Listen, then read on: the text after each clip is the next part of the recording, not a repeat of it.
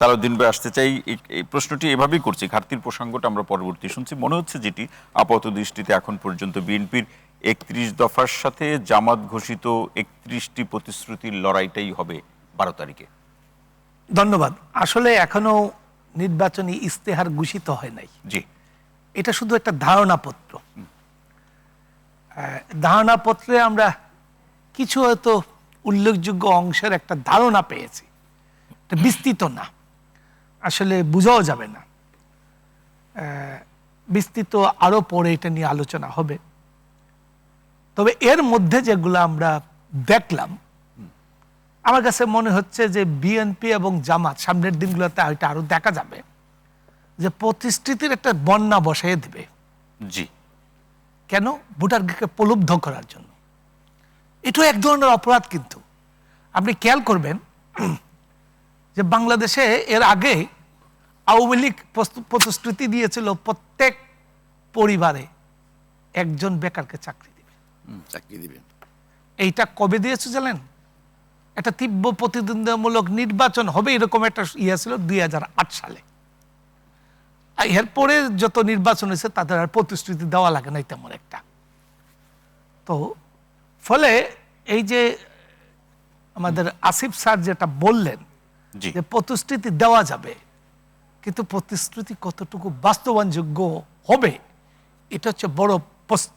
এখন আপনি যদি ভোটারকে প্রলুব্ধ করার জন্য এগুলা করেন, তাহলে আপনি এটা প্রতারণার মধ্যে পড়বেন। আমার কাছে এখন যেটা মনে হয় আর কি, আমি প্রতিশ্রুতি চাই হলো যে আমি বুরকা পরে চলতে পারবো কিনা, বুরকা না পরে চলতে পারবো কিনা, মব জাস্টিস করে আমার ব্যবসা প্রতিষ্ঠানে হামলা করা হইব কিনা, আমি নিরাপদে বাড়ি ফিরতে পারবো কিনা, একজন বিশ্ববিদ্যালয়ের শিক্ষককে আপনি এই ধরেন কি বলবো যে উত্তম মধ্যম দিয়ে তারপরে তাকে বিশ্ববিদ্যালয় থেকে খেদিয়ে দিবেন, ও তো অতীত হয়েছিল। অতীত হয়েছিল বলে এটা এখন জায়েজ হয় নাই। খেয়াল করুন কথাটা। আমরা কেমন বাংলাদেশ দেখতে চাচ্ছি ৫ই জুলাইয়ের পর। আবার অনেকে বলছেন যারা এই মব সহিংসতার শিকার হচ্ছেন তাদের প্রেক্ষাপটে পর্যালোচনা করে অনেকে বলছেন এগুলো তাদের কর্মের ফল। না না না, কর্মের ফল আপনার হাতে না তো। মানে তারা বলছেন, আমি আপনার কাছে তুলে ধরলাম, তারা যেটা বলেছেন তারা জুলুমের শিকার হয়েছিলেন। প্রফেসর ডক্টর মাহবুবুল্লাহ একটা ছবি আছে, দেখবেন, সবগুলা শার্ট ছিঁড়ে শুধু একটা গেঞ্জি ছিল সেটাও ছিঁড়ে ফেলা হচ্ছে।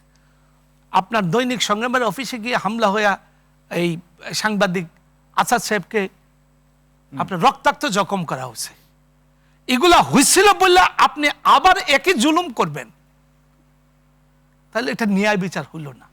আপনি তাকে, যারা এই জুলুম করেছিল, অন্যায় করেছিল, অবিচার করেছিল, অত্যাচার করেছিল, তাদের বিচার করবেন। কিভাবে বিচার করবেন?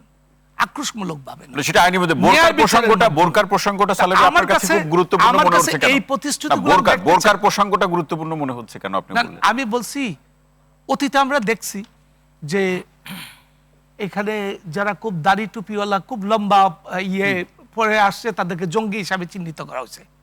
৫ই আগস্টের পর অনেক নারী আক্রান্ত হয়েছে, অনেক নারী, শতাধিক নারী এই ঢাকা শহরে আক্রান্ত হয়েছে। তা আমি সেই স্বাধীনতা দেখতে পারবো কিনা যে বুরকা পরে চলার, বুরকা না পরে চলার। কিন্তু আমি তো বিশ্বাস আনতে পারতেছি। এখন হয়তো বুটের জন্য প্রতিশ্রুতি দেওয়া হবে, একই প্রতিশ্রুতি বুরকাওয়ালার বুটও পাওয়ার জন্য, বুরকা পরে না তার বুট পাওয়ার জন্য প্রতিশ্রুতি দেওয়া হবে। কিন্তু আমি তো ৫ই আগস্টের পরে এই সব লোকদের সেই লক্ষণ, সেই তাদের সেই আদর্শ আছে, তাদের মধ্যে সেই ন্যায় বোধ আছে, আমি দেখতে পারি। সেটি দেখতে পাচ্ছেন না।